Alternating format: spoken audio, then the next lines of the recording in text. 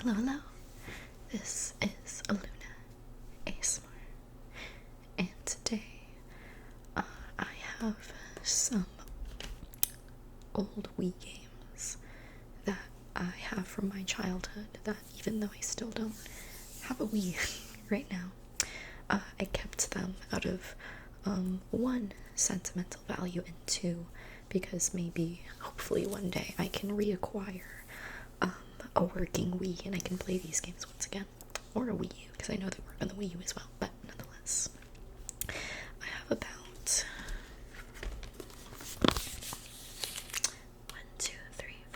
6 different games here. I had more than this when I was a kid, but these are the ones that I held on to because they were some of my favorites. And then pretty much all the other games I think I gave to GameStop for like $2 each. But nonetheless, I'm just gonna go through each of the games. We're gonna read like the back, the front, explore the DVD itself a little bit, and then maybe any memories that I have connected to that game. So, with that said, the first one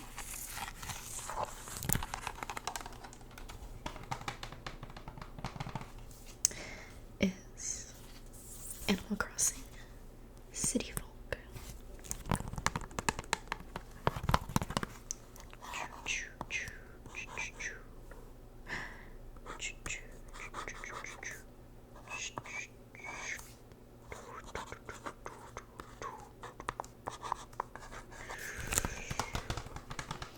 Animal Crossing City Folk.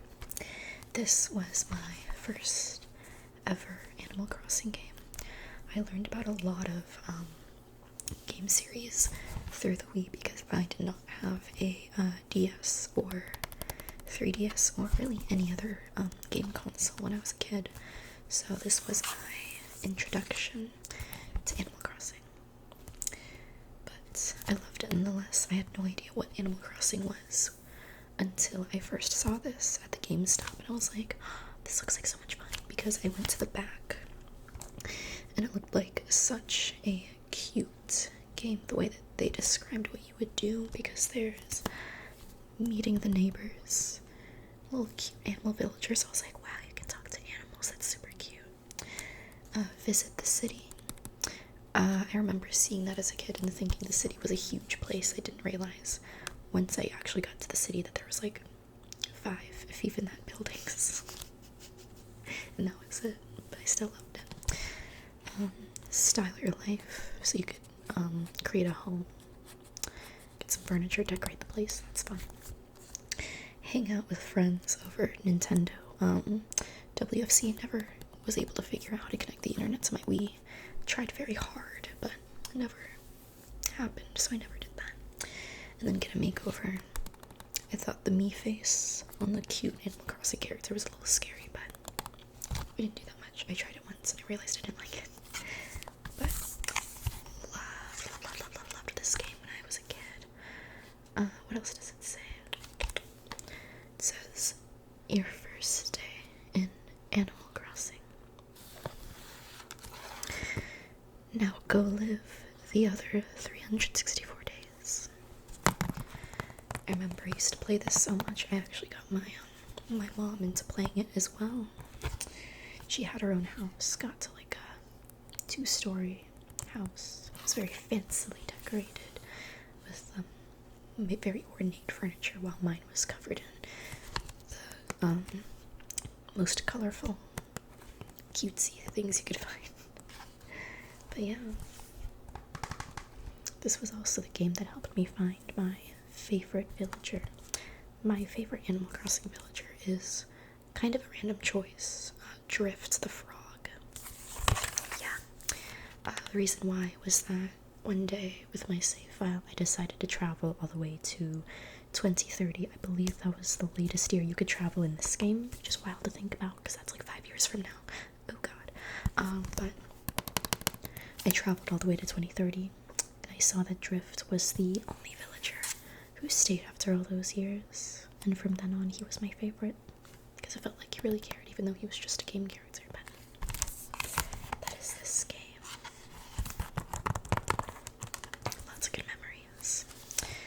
my next game here is also a bit of a random choice, but I enjoyed it. Big Brain Academy. We degree. Big Brain Academy. Big Brain Academy.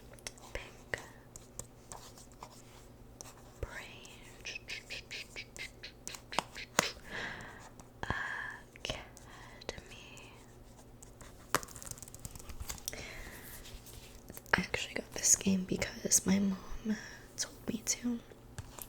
She was also always super big on making everything educational, and this was one of those games that she had me get so I could make my brain bigger, which when I first got it I was like, ugh, I don't care about that. I just want to play like my cute animal games. But then I started playing and I realized it was actually really fun. It's more of just like little puzzles and like fun little games rather than trivia or anything like that. I had a national geography, is that what it's called? Wii game, and I didn't like it as much because it was just facts. But I like this one more because it just had like a bunch of games that would test like 5 different areas of like intelligence, I guess. I don't know how they worded it in the game. But I remember like, I think one of them was like math related and other ones would be more like pattern oriented or memory oriented and things like that. So when you look at the back here, you can see some of those things. Here it says big fun for big brains and for big groups. Race to complete brain-tastic activities. Up to 8 people can. 8 people. That's a lot of people. I didn't realize it was that many. Up to 8 people can play together. So there were some of these games. This one was like, would melt my brain, but it was really fun. And then there's something you had to go really fast, so the faster and more correct you answer them, the better score you'd get. And then it would grade you at the end by like dropping a brain on a scale. And then it'd be like, oh, you did great, or looks like you need improvement. Kind of like the same passive aggressiveness as like Wii Fit or something. I think that was the game where you'd measure your weight and then it'd be kind of rude about it if you were heavier than it wanted you to be. But with this one, it was with how intelligent you were. But it was still fun.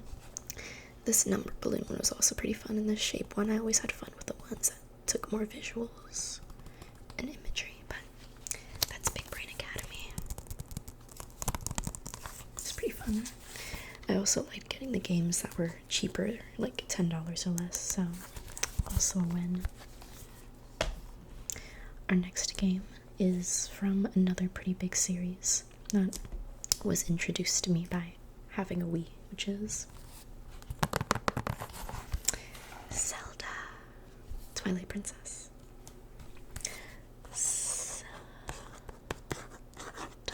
I'm kind of surprised that I got this game when I was younger, because looking at the cover, it was not my kind of thing.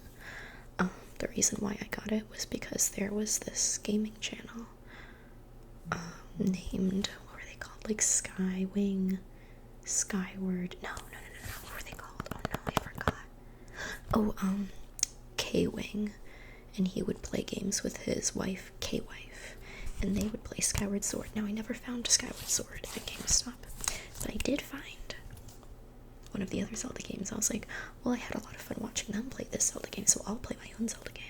Not realizing that this one has much darker colors than Skyward Sword, but I loved it nonetheless, even though I never ended up beating it, because it was too hard for me as a child.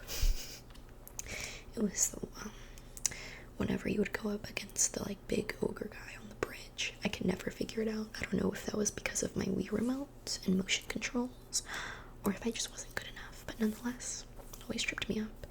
I eventually passed the first bridge challenge, and then I played more and realized there was a second bridge challenge. Why would you do that to me? Because I had just finished the level with the carriage and you're trying to stop it from going on fire. Finally finished it, and then give me the bridge challenge. Why would you do that to me? It was so hard passing the first one. Why would you do that? Anyway, totally could have beat the game, I think, if they didn't have the bridge challenge, which I never beat. when I finally took a long enough break and decided to go back to the game to finish it, my Wii broke. So I'm forever salty about that. But as you can tell, lots of memories with this game. I have lots of memories with all these games, honestly.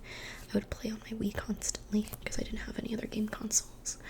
I had a computer, but I could never buy anything. So it was always like free games.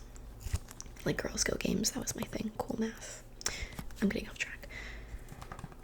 In the back, it says, become a legend. And then biggest Zelda adventure of all time. That's a little bit outdated, I would argue, but it was still really fun. Fire projectiles with precision simply by aiming at the screen with the pointer. I guess they're kind of advertising the whole motion controls. It's so cool. Wow. Swing the Wii remote and nunchuck attachment to wield your sword and shield. Search for clues as a sacred wolf when unnatural Twilight blankets Hyrule. I remember some of the cutscenes in this game, especially when you first entered the, like, I forgot the words, I haven't played it in so long. Like when you enter like the Twilight Zone, whatever. It scared me so bad. I thought it was so spooky. When you'd see like the ghosts, and then all those weird monsters would come out and the creepy music would play. And when Zelda gets, like, not Zelda, I called him Zelda. Sue me.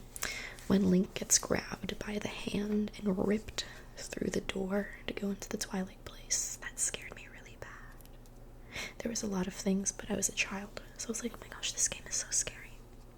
But now I watch it and I'm like, just thinking of Game Grumps commentary when certain things happen, and then it makes everything better. Our next game was my first ever Kirby game. I'm now realizing just how many games the Wii introduced to me.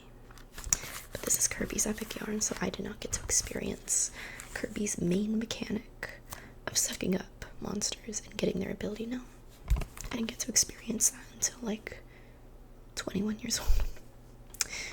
But I still loved this game nonetheless. Kirby's Epic Yarn. Kirby's Epic Yarn.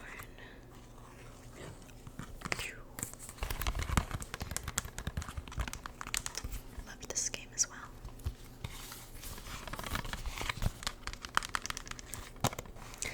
Go behind the scenes with Kirby.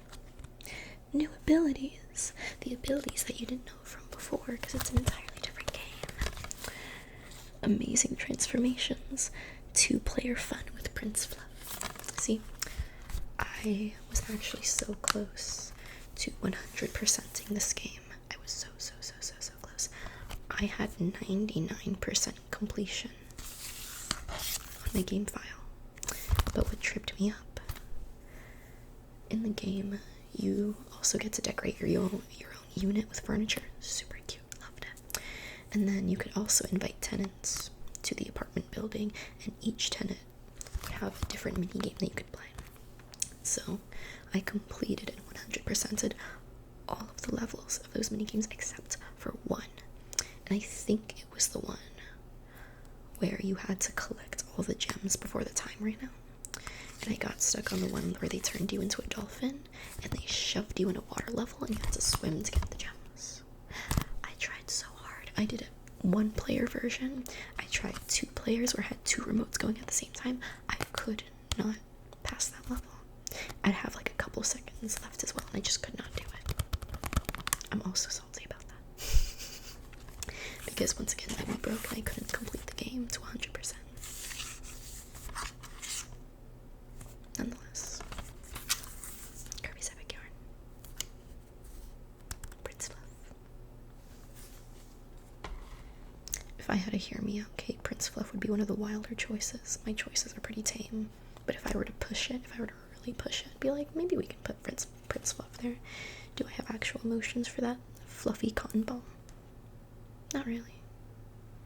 But my Hear Me Out cake needs more interesting choices, so we can put him on there. My choices are like Twilight Princess Link, but when he's still in the village. Like those are my tame ones. And then less tame is like Nichols the Echidna or Donatello from Rise. I need to stop talking about the game. I just think it's funny. I've asked other people what they would put on there, and one of them said Latias. I was like, what? The Pokemon? That doesn't even look like a human. What are you talking about? Anyway, moving on from off-topic things, because the cake is not what this video is about. It's about weekends. MySims. I had a lot of fun with this one, too. MySims. This game has brought me more joy than The Sims 4, I won't lie. Which is why I also got this game on the Switch. Got it on Switch. Reached 5 stars. I love this game. I actually have, I posted my house on MySims on the Switch. And it got to, like, either the 2nd or 3rd most upvoted post on that subreddit. Last time I checked it, I was really proud of it. Because I think my house is super cute. So if you want to check it out. Just kidding, not really. I'm pretty proud of my house, so I'm glad it got traction. But this is MySims, if you're not familiar. This is mostly just a building game. It's like if you combined the main aspects of like Animal Crossing, but took the building and blocks of Minecraft, but like kind of not, because you get to make your own furniture. As you can see right here, they give you many different shapes of blocks, and you can just put them together, make them any color or pattern, and it makes furniture, and people get really creative with it. And they decorate their house and their neighbors' houses with it. It's pretty fun. It's mostly for people that like cozy games, and they play for the aesthetic, not necessarily for like action or like NPC relationships, I guess. It's really just about building and making it personalized. But that's why I loved it so much. MySims. I'd love to open and close the cases as part of the sounds, but I tried it out before this video and the sounds were too loud. So I will not be doing that. You're welcome. Our last game. This game has my whole heart and soul. I don't think any game will ever take number 1. Sorry, my computer was about to play a YouTube video. As I was saying, I don't think any game will take first place of number 1 game. I'm not even kidding. I'm not even kidding. I don't care how many games Game Freak comes out with. I don't care how good they are. I don't care. This is my number 1 game. Go Vacation. Nothing has ever made me happier. I remember getting this game, Go Vacation, after watching another YouTuber in my childhood named Dasran 307, 301, but his name was Dasran. Yeah. And he had an entire series playing the entirety of Go Vacation, and I loved it. I fell in love with the game. I was like, I need this game. I need this game. And I asked my mom time after time. She finally said yes. Well, she finally gave it to me for Christmas. Not even kidding. Probably the happiest moment of my life. Go wherever you like. Play as much as you want.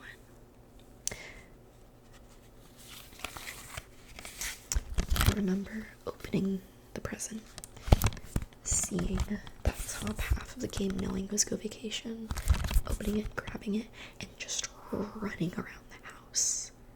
Just running up and down the hall and around the living room like, I got it.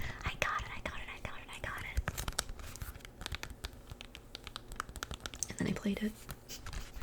And then I have another memory where I was playing it the next Christmas, and my mom was like, get off that game, help me decorate the tree. because I love this game so much. It lasted so long. Usually I get bored with things pretty easily. Like, I pick up things and then move on to something else. Not this game. Not this game. This game was everything to me. In case you don't know what Go Vacation is, let me enlighten you. Let me enlighten you about one of the best games ever. Ever, ever, ever, ever. If you loved Wii Sports Resort, and you always wanted to explore the island on foot rather than on airplane, this is the game for you. Because it was exactly that. Over 50 types of activities and sports. More than 100 ways to play. Over 50 different sports. And you could explore the entire island on foot, on ATV, on horseback, on train.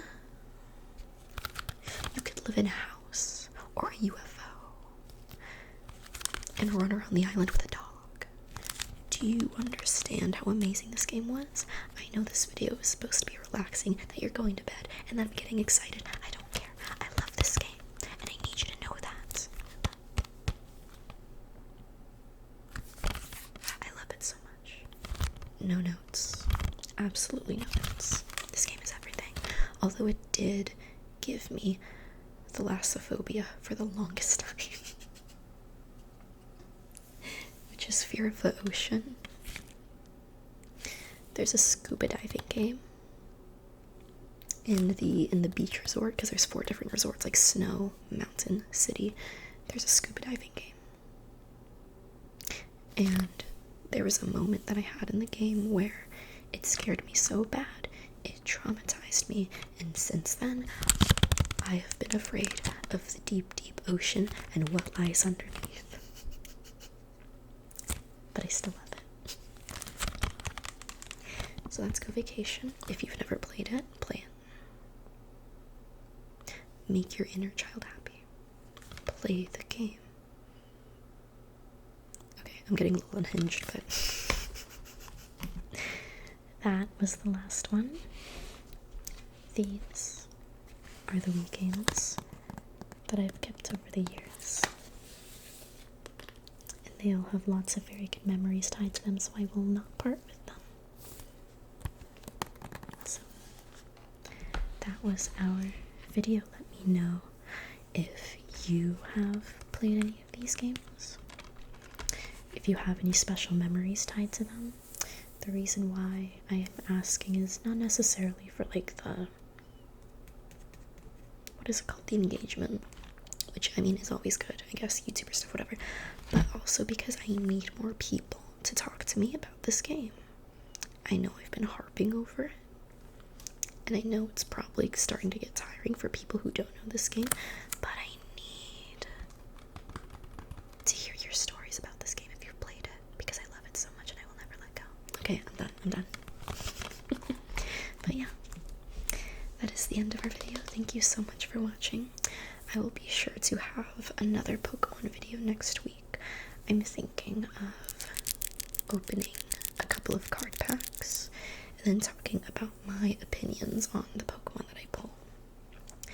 That's gonna be next week, so that's after that one. It should be one more like kind of casual video, and then the week after that one I should be back to my normal kind of videos where I'll have my lights and I'll have all of my stuff with me, and hopefully by the end of February I can finally get on the first video of the Rival series, because if I'm gonna start the series, I want it to be started right, with like all of the right equipment and all of my stuff, because I don't want to